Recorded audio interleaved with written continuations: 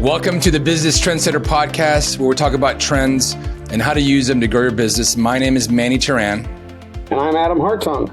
And we are Spark Partners. To learn about how to grow your business, visit our website at sparkpartners.com. And in following with the number of things we've been talking about over the past couple of months, we've been highlighting lots of things in the world stage. But now we want to sort of shift our direction a bit and talk about something happening in the AI and the software space. And we have a very special guest. Please welcome Sunmeet Jolly. Sunmeet, hello. How are you doing today? Good, Manny. Doing well. Excellent. So Sunmeet is an entrepreneur and has done lots of work in investing in across lots of companies, AI related, software related, and is currently growing a company called Grotu. And I'd like for you, Sunmeet, to sort of give us your background, first of all, and then secondarily, give us a little bit about what Grotu is. Sure. Thanks, Manny. Hi, Adam. I have been in Silicon Valley for more than 2 decades in the high-tech industry. I started my career as a high-tech business development person in software services industry. At a point, I had 6 out of Fortune 500 were my direct clients. Meeting CTOs, CEOs, CIOs on a weekly basis was my role, selling hundreds of millions of dollars of software services during that decade. By education, I've done electronics and communication engineering and also a master's in international business and marketing studies before starting the career. For the last 6 years or so, I've been on an entrepreneurial journey on 2 different tracks. One is angel investing in startups. I'm currently angel investor in 44 startups, mostly software or software-driven startups. 2 of them recently went IPO. One is Heliogen, and other is Nightscope. Both of them are now publicly listed companies.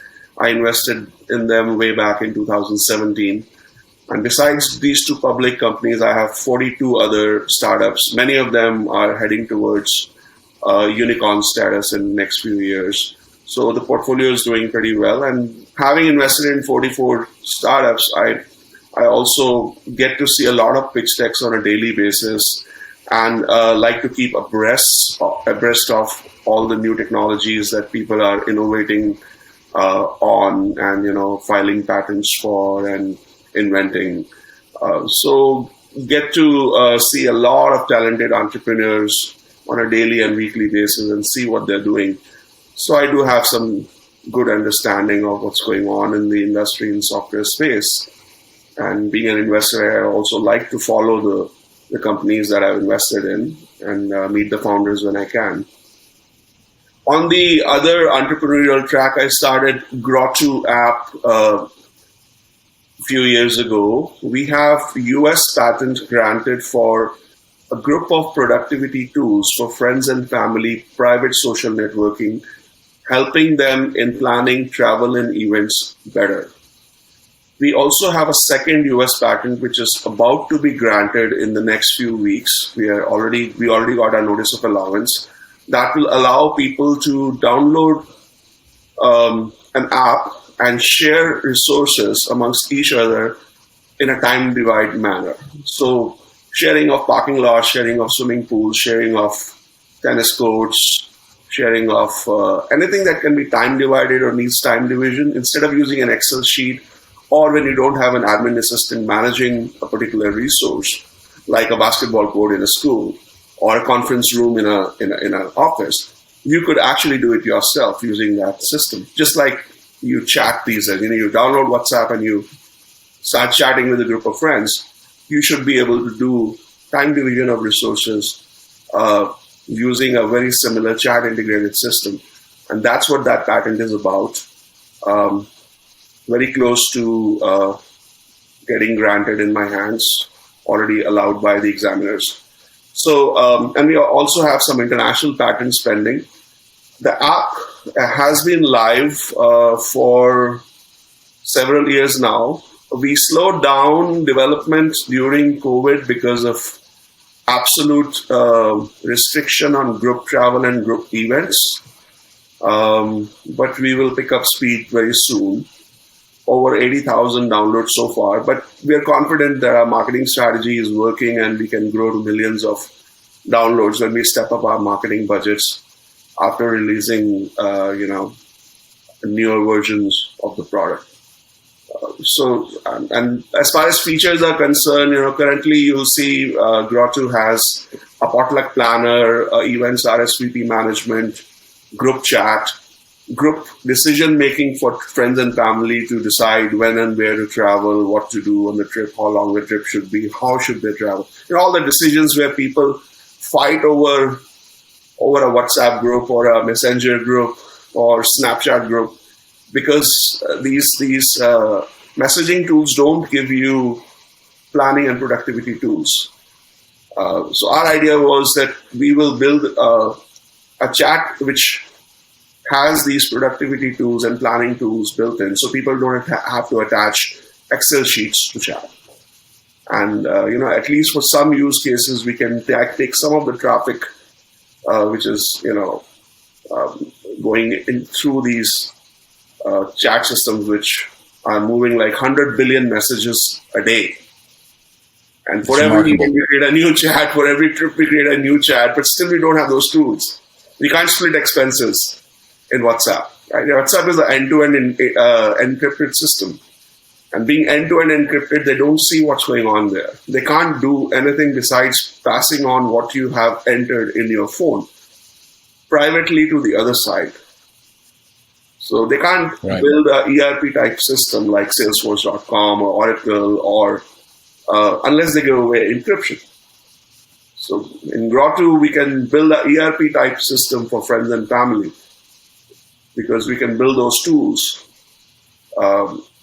which require either Excel sheet or downloading a special app from app stores. Got it. So I'm going to make sure I got this clear. There's two different businesses. One is around the event planning, and it sounds like there's a second one that's coming along, which is around asset resource sharing. As you said, swimming pools, gymnasiums. Those are different things. Do I have that right? They are different patent families. So when we started, initially I started building a group travel and events planner.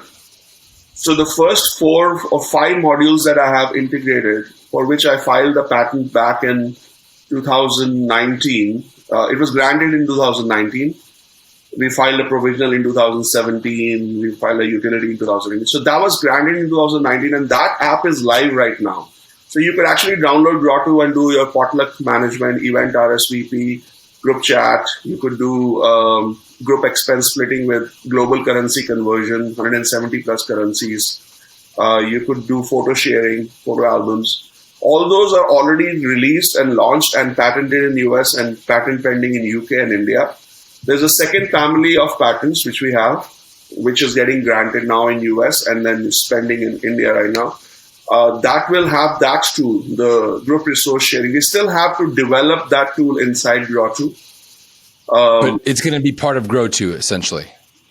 I mean, my idea is that in consumer apps, more than 90% of your cost to build a company is marketing and brand building.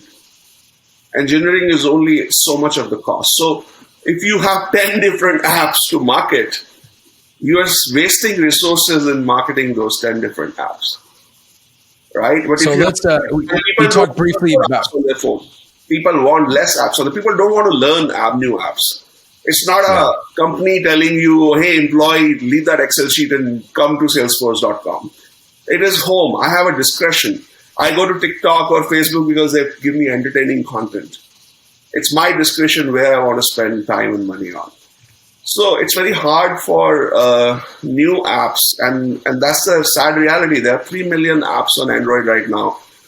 99% of them don't make any money. They're all hobby projects or projects which were launched and they never became like a Facebook or Instagram. It requires a lot of capital to build a global brand.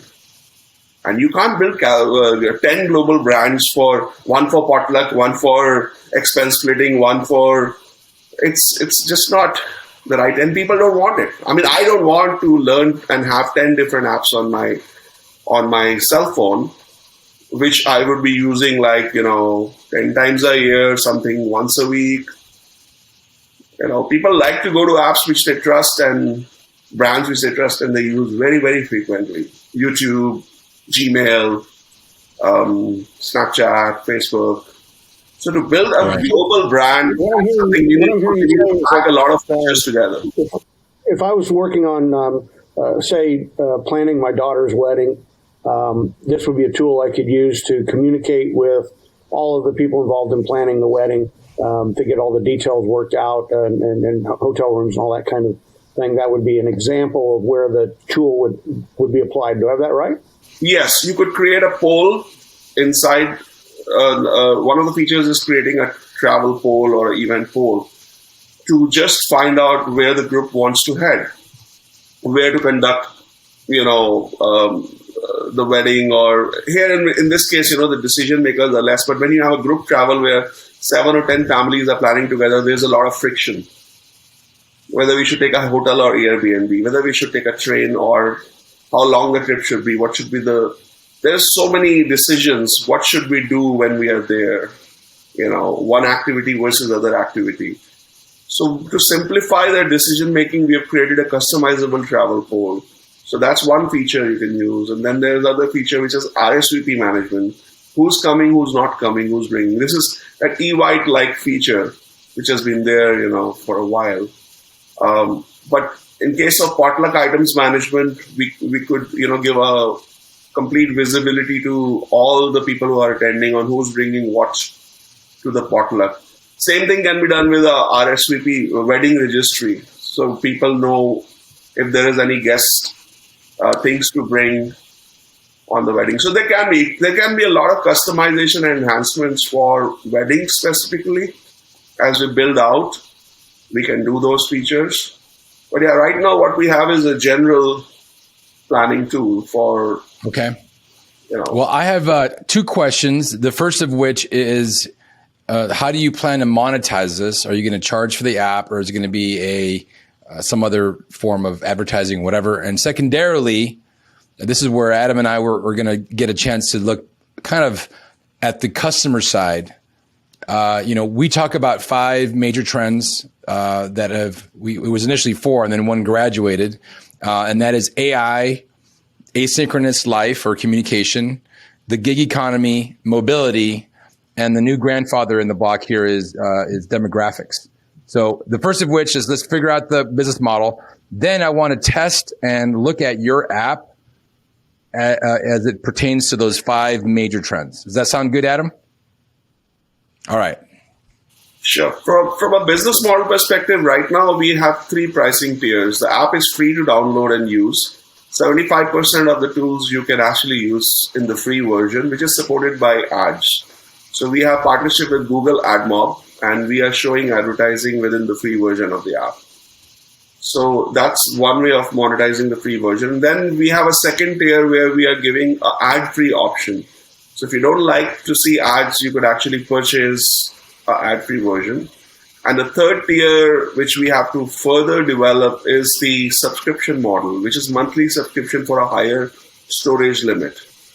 When we graduated within the app to a place where people are storing lots of photos and videos, you could actually just take a monthly subscription, just like we pay iCloud and Gmail. We are running over storage in most of these services, which we download Gmail free, and then later on we finish at 30 GB, and then we start paying more. Same with iPhone, iCloud. So that's the same model. We have 3 tiers right now, but things can change. It's a startup, right? And we may experiment with alternate models in future. Okay. What we've seen right now is, because of early stage, a lot of people are not using the photo subscription right now. You could do photos free on Facebook, and your family and friends is there already.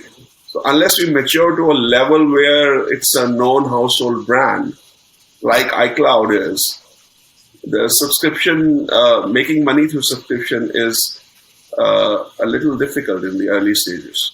So distributing free version and trying to monetize through app is the first default way right now. But there are all options. You could actually do all these three today.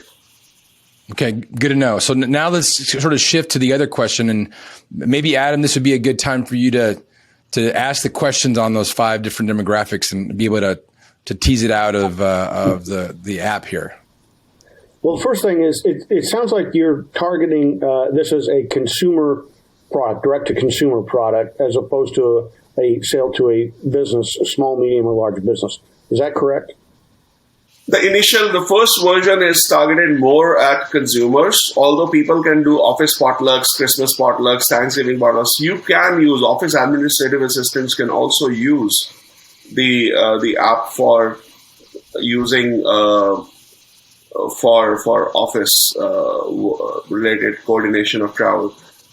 Second thing is the new patent that we are getting now, and when we develop that tool, that will be very, very useful for conference room sharing, equipment sharing, parking lot sharing, swimming pool, clubhouses, so homeowners association, schools.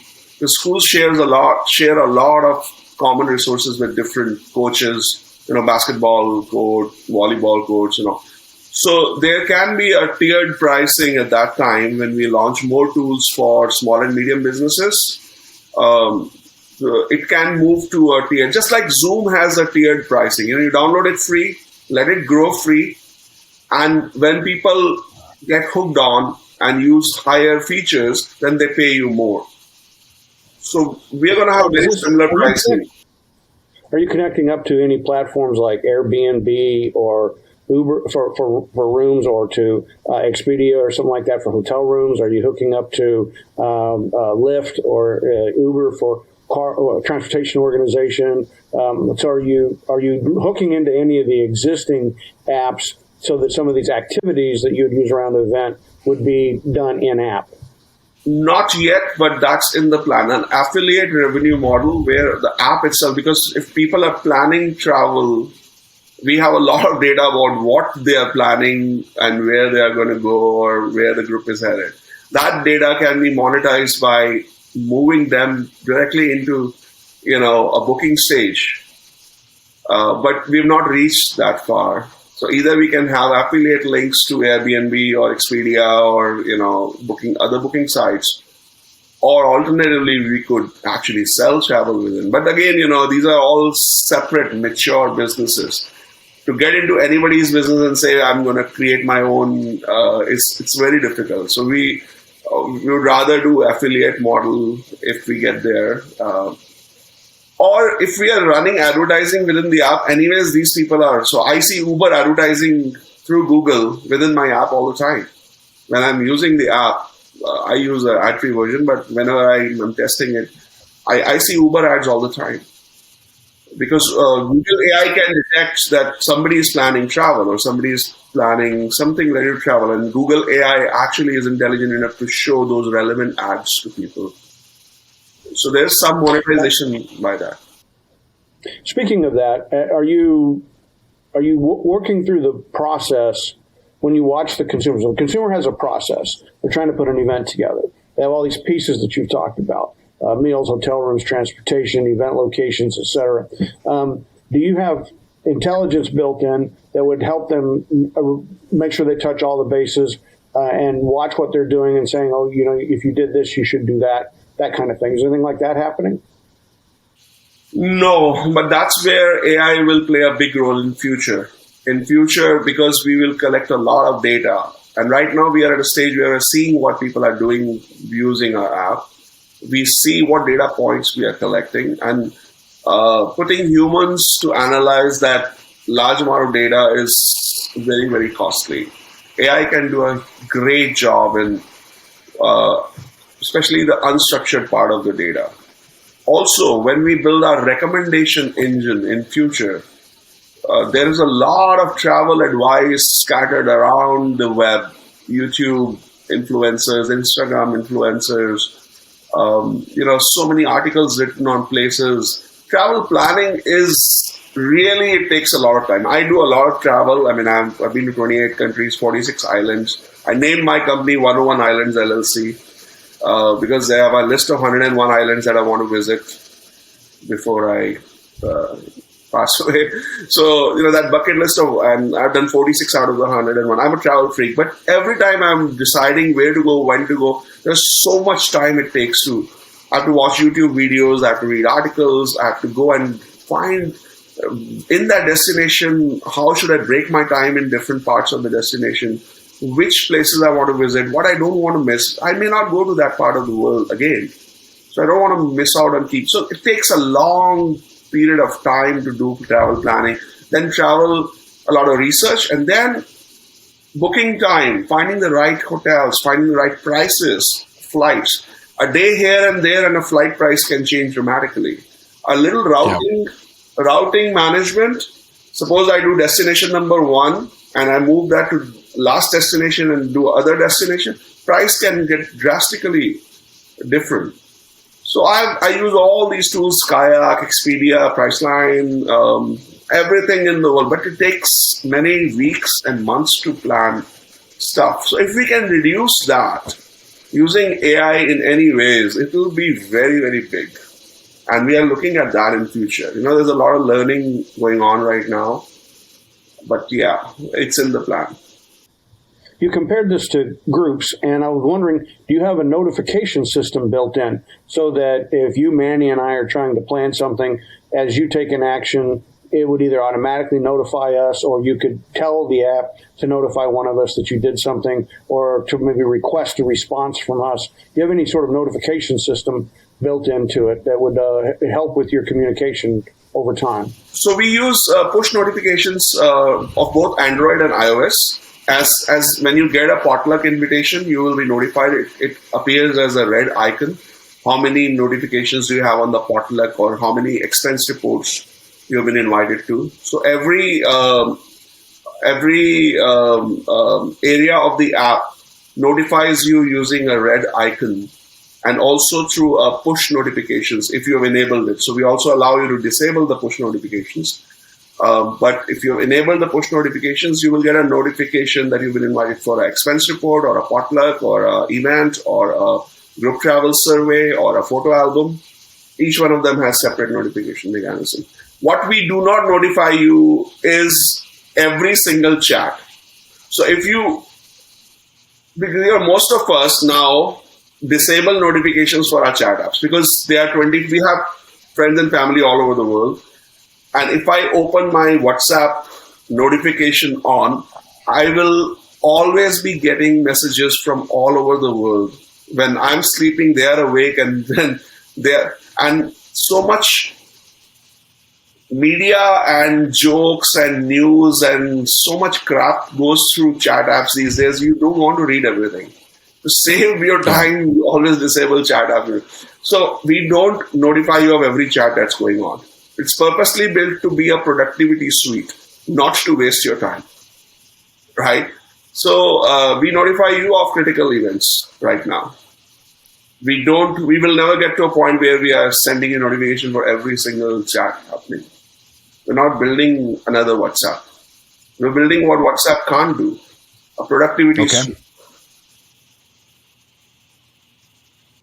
All right. Adam, you want to take a stab at I think he's covered many of those top 5 trends. What are your thoughts? Well, again, what I think I heard at the beginning of this is that there's an unmet need, that perhaps you could accomplish some of these goals using Microsoft Teams, or you could get there with, but people don't run on Microsoft Teams. Corporations do that. You might be able to use LinkedIn or Facebook or WhatsApp groups, but it's inconvenient. Doesn't really allow you to do planning. So I'm hearing there's an unmet need. And I think all businesses start there, right? They always start with that unmet need. If you can find that, then you say, okay, I'm going to provide something that people can get some value out of. And I'm hearing that there is value here in helping people organize across multiple entities. So that's where every entrepreneur should start. And, congratulations, to doing that. I think that's a good lesson for our entrepreneurs to hear. when you're doing your planning, it sounds like what you're doing is you're headed down each of those roads. You're going to come up with a notification system that's not that's certainly more sophisticated than, as you said, turning on Facebook notifications so that you can tell everybody that's in your group what to do. You're going to start taking a look at what people do to figure out procedures. That's artificial intelligence, so they can make recommendations. And you know, hooking into the Uber and the Airbnbs and that kind of thing down the road, so that they're, you know, you can write in the app, oh, I need to book a car for this, I need to book a van for that. Now you're hooking into the gig economy, and those are the things we're looking for. You know, can you start with an unmet need and then build it out using some of these big trends to make it work for you? So I think that's a great story. Yeah, it is a great story, and I think that there's, I mean, we'd certainly love to keep in the mix here. If you consider, I mean, I've had to do travel like that with friends and family, and you're right. There's a lot of coordination. Matter of fact, somebody that works for me just is in spring break down in Mexico, and there was like 18 of them that went. Can you imagine the amount of logistics required? You know, these end-to-end, point-to-point conversations. You know, luckily they all live in the same area, so they could meet and discuss it. But if they were halfway across the world or halfway across the country, it'd be ridiculous. So I think that, yeah, I agree with that. Expenses when 18 people are spending using you can't give 18 credit cards every time you go for every coffee or every dinner. So Grotu makes it. We have a full expense splitting module with 170 plus currencies. So you may be traveling from Australia to New Zealand. In New Zealand, you spend New Zealand dollars. Then you go to Singapore, you spend Singapore dollars. You come to Australia, you spend Australian dollars. In the end of the trip, you will get one report, no matter how much has been spent by whom. So somebody pays for the dinner, somebody pays for coffee, somebody buys flight tickets, somebody pays tickets to event or a trip. And then in the end, you know, you'll get a consolidated settlement, who owes how much to whom. And me and my friends use it on a regular basis for a rolling expense report. We don't even settle because every week we play tennis, we go for breakfast. Then somebody's booking movies. You want the movie seats together. You don't want, if 7 people book 7 movie seats, you're not going to get the seats together. Somebody has to pay and get the seats together. So it's made life a lot more easier for us. We just keep a rolling expense report and keep adding whatever expenses we are doing. And whoever is participating in that expense, we split it amongst those people. And now, do you have the visibility to be able to, as you grow the app, and I'm sure you do, I already kind of know the answer, but I want to hear your answer. Do you have the visibility to see what part of the app is the most used? You know, maybe the travel planning isn't that big a deal. Maybe everybody wants the expense sharing. Yeah, where's the big value? Where are they using it again and again? Yeah, yes. We're getting the most value out of it. All the data is going through our AWS system or through our databases. We are hosted on AWS, Amazon Web Services, and my admin console shows me what's happening in the ad. What I'm most interested in these days is how many people are just trying it or how many people are actually using it for creating an event and inviting 5, 10, 50.